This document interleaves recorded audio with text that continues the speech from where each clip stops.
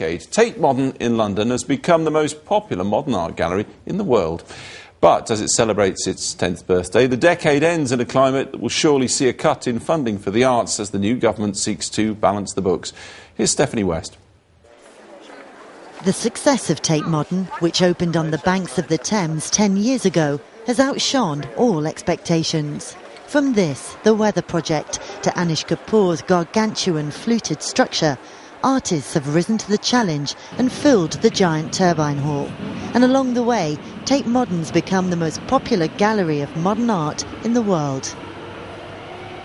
At the beginning, they hoped for 2 million visitors annually, but an army came, 5 million a year from a standing start.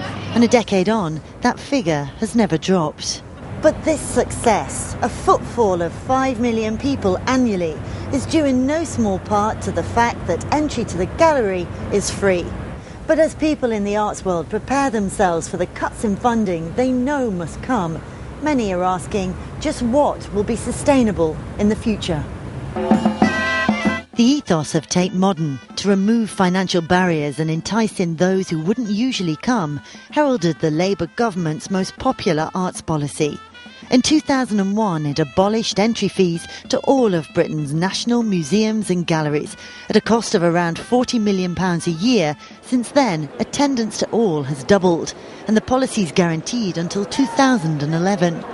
There are cold winds blowing in the economy. When people are allocating funds these days to education and health, how do you make the argument that art needs to keep having that funding? It's both education and health.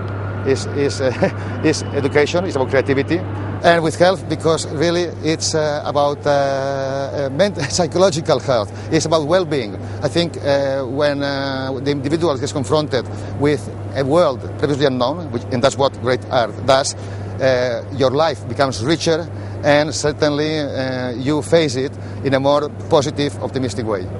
So now it's for the new Culture Secretary, Jeremy Hunt, to tell us, once the sums are done, whether the policy will stay. At the Royal Society of Arts, a charity devoted to furthering cultural innovations, they believe it will, but cuts will put the pressure on. In relation to the question of free access to galleries and museums, I think that the Conservatives will not want to move away from that policy because it's totemic and they've expressed support for it in the past.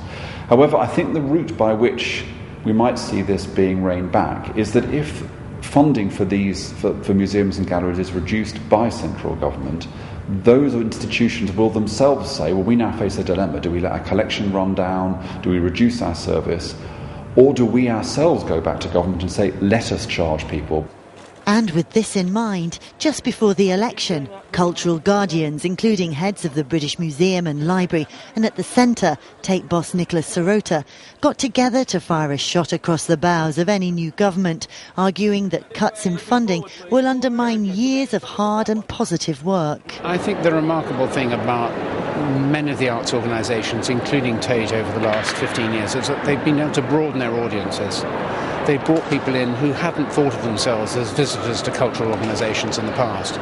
But financial realities are now biting in this industry. In Scotland, some of the country's favourite galleries, including the Kelvingrove Museum in Glasgow, have this month been hit by strikes as staff protest over wage freezes.